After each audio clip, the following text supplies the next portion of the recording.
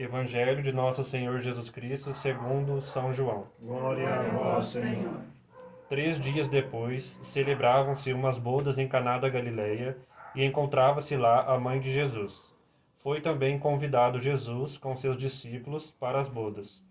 Faltando o vinho, a mãe de Jesus disse-lhe: Não tem vinho.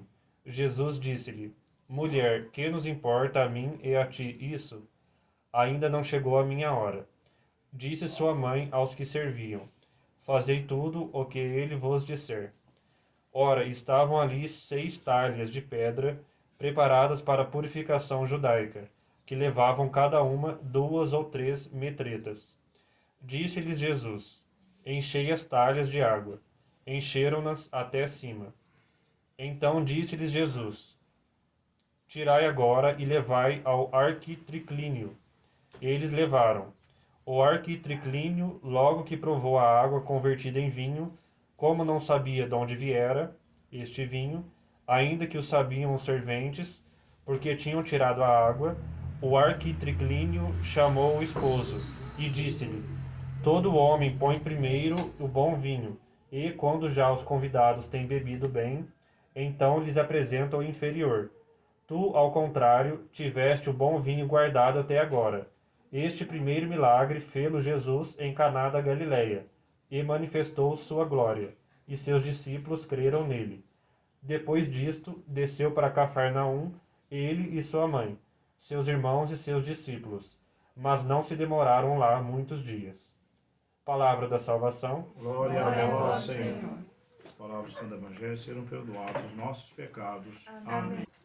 Prezados irmãos e irmãs, no Evangelho de Nosso Senhor Jesus Cristo, segundo São João, vemos ali o relato das bodas de Caná. Houve então núpcias em Caná da Galileia, e Nosso Senhor Jesus Cristo, Nossa Senhora, os seus irmãos, os irmãos do Nosso Senhor Jesus Cristo e os discípulos foram convidados. Estiveram então presentes nestas núpcias em Caná da Galileia. Segundo os estudiosos, o casal era parente de Nosso Senhor Jesus Cristo. E os irmãos a que se refere aqui o Santo Evangelista eram sobrinhos de São José, portanto, primos de Nosso Senhor Jesus Cristo. E ali, no decorrer da festa, Nossa Senhora, sempre atenta a tudo, observou que não havia mais vinho. Então, ela recorre a Jesus e diz a ele: eles não têm mais vinho.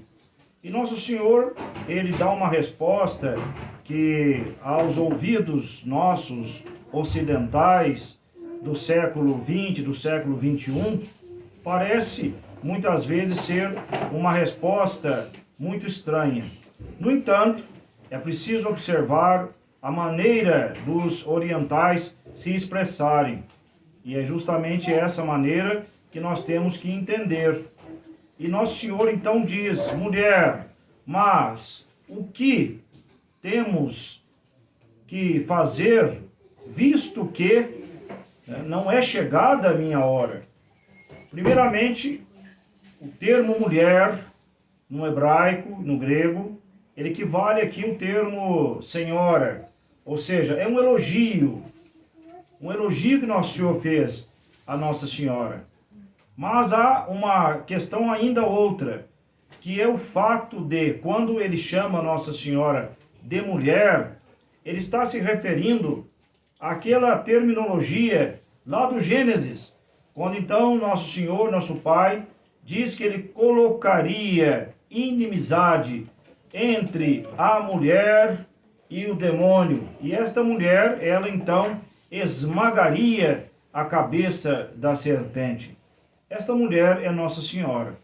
Então nós vemos aqui nas bodas de Caná algo impressionante, porque ali Nosso Senhor confirma a necessidade e a grandiosidade da intercessão de Nossa Senhora.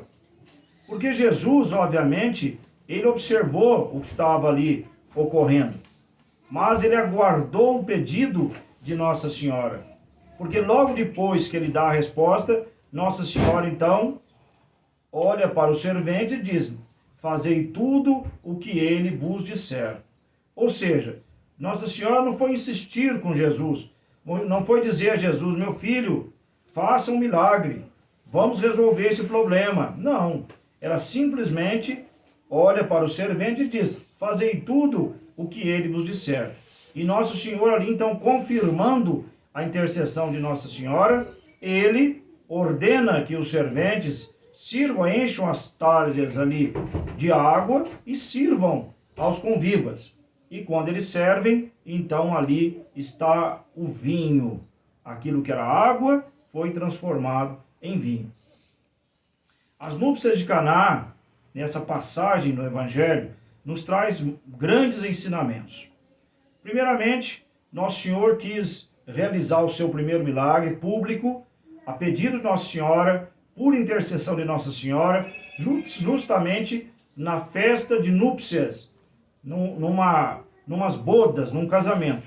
Nosso Senhor então estava ali santificando o matrimônio, a grandiosidade então do matrimônio, que depois Nosso Senhor instituíra como sacramento.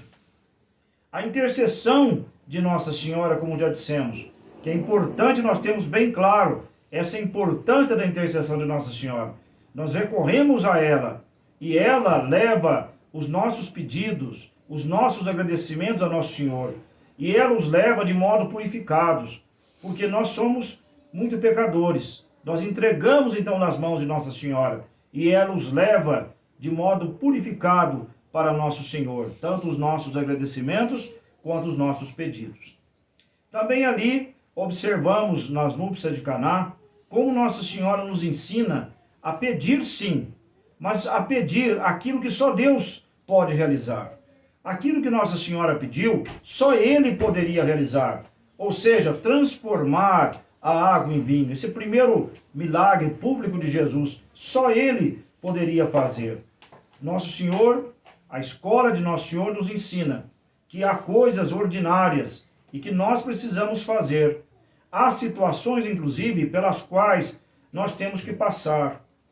Às vezes uma doença, às vezes uma dificuldade qualquer que nós passamos. Sim, nós devemos pedir a Nosso Senhor, mas Nosso Senhor também nos dá os meios naturais, aos quais também precisamos recorrer.